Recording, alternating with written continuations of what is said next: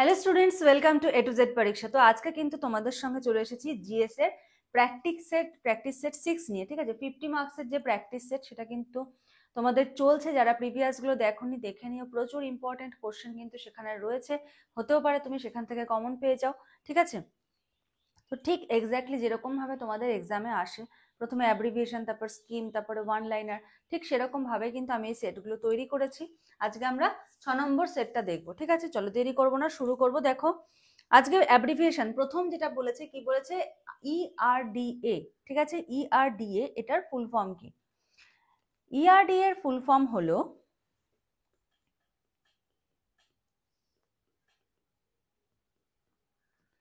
Electrical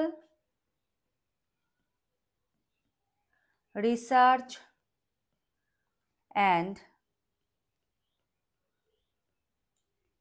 development limited. ঠিক আছে, electrical research and development limited, এটা কি ইআরডিএ এটার ফুল ফর্ম। নেক্সট দেখো হুডকো, HUDCO, হুডকো। হুডকোর ফুল ফর্ম কি? হুডকোর ফুল ফর্ম হলো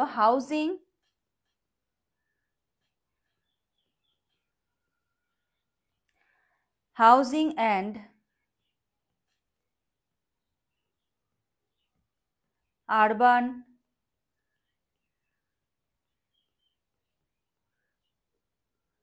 development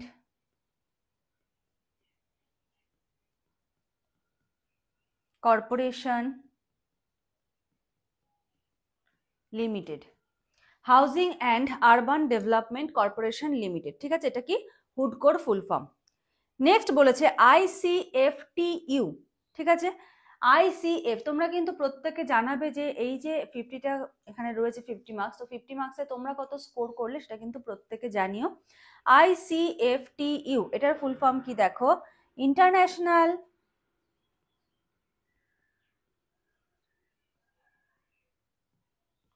international confederation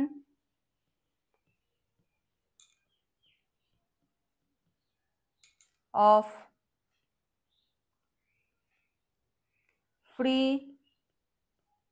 trade unions. International confederation of free trade union, ICFTU। Next রয়েছে IFFCO। ঠিক আছে, IFFCO এটার ফুল ফর্ম কি? দেখো, ইন্ডিয়ান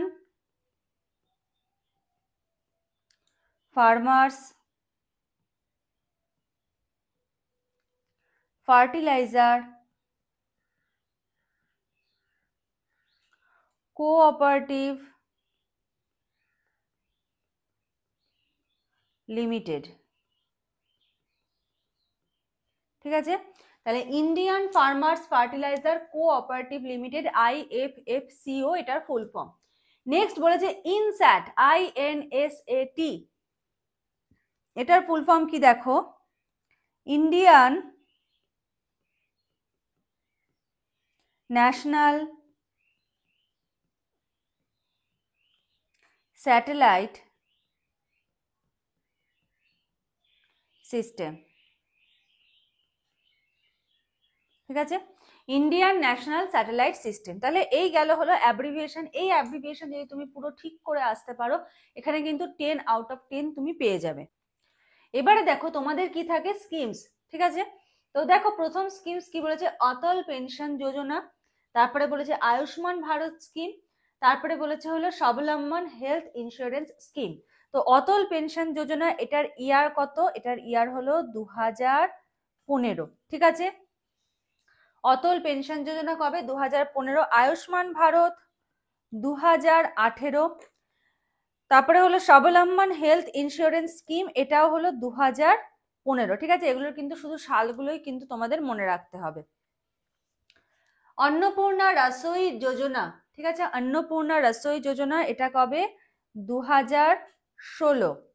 নির্মলা হেলথ ইন্স্যুরেন্স এটাও হলো 2016। ঠিক আছে, তাহলে এখানে যদি এই 5টা করে আসতে পারো, একদম 10 আউট অফ 10। এবারে আমরা চলে আসছি হলো ওয়ান লাইনার। দেখো প্রথম প্রশ্ন কি বলেছে? which country hosted the maximum number of winter olympic game? ঠিক আছে, which country hosted the maximum number of winter olympic game? Answer কি হবে? অ্যান্সার হবে হলো United states of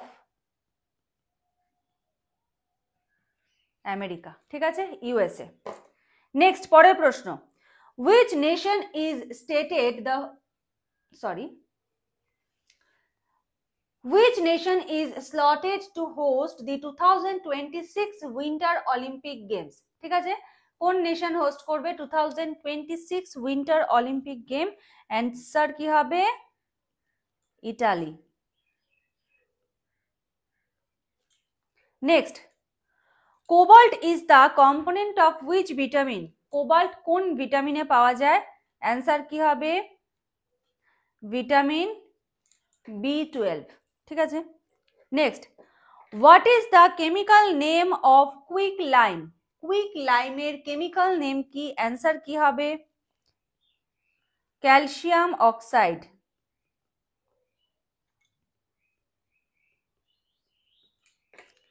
next, what is India's rank in the Global Innovation Index 2024? Global innovation ইন্ডেক্সে ইন্ডিয়ার rank কত রয়েছে? অ্যান্সার কি হবে? 39th। ঠিক আছে, চলো next question.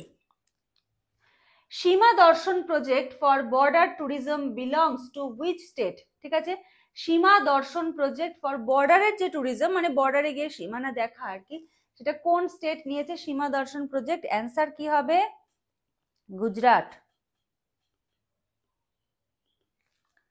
Next, which state launch the Mukhyamantri Nijut Moina MMNM scheme to promote girl education in the state?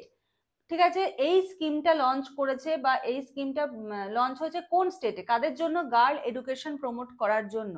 ঠিক আছে, অ্যান্সার কি হবে? আসাম।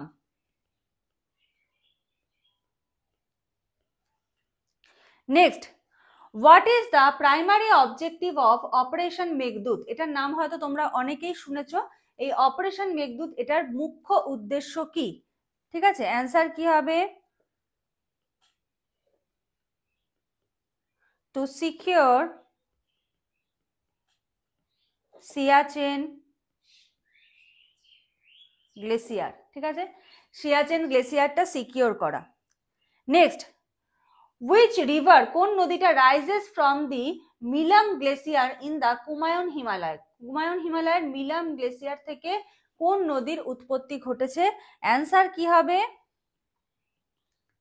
অ্যান্সার কি হবে হলো গৌরী গঙ্গা।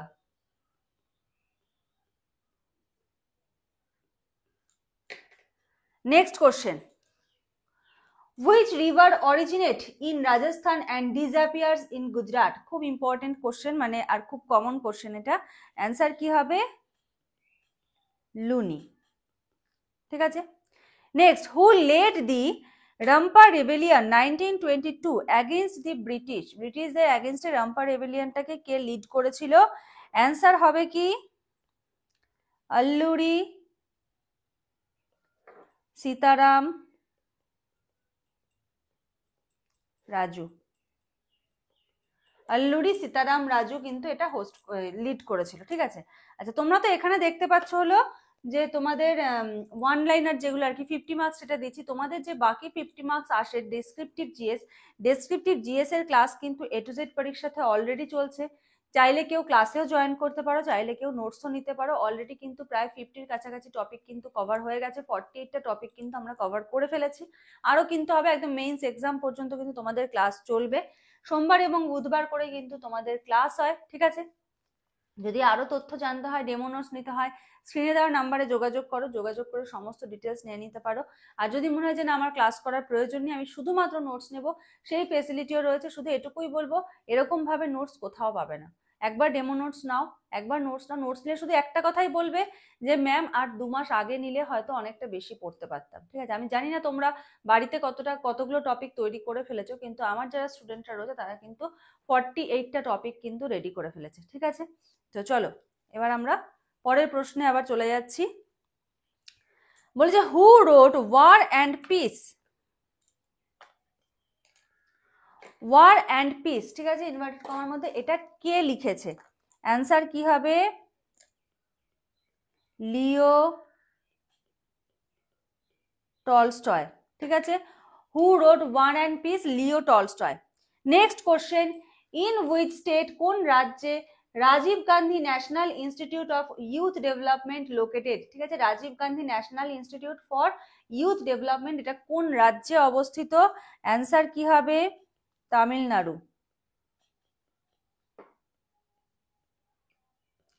নেক্সট, মিসাইল অস্ত্র ইজ আ, অস্ত্রটা কি ধরনের মিসাইল? এটা হলো এয়ার টু এয়ার।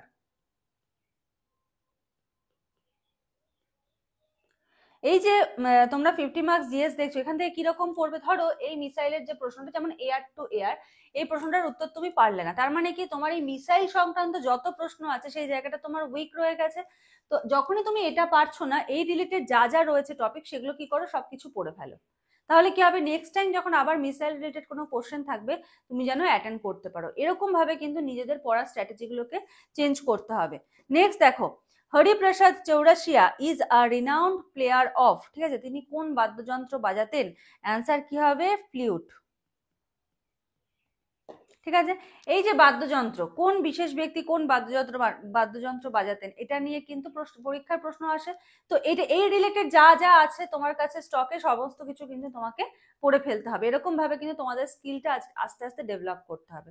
তো আজকের জন্য তোমাদের এইচডব্লিউ থাকছে হলো এইটা। আশা করছি প্রত্যেকে অ্যান্সার করবে কমেন্টে।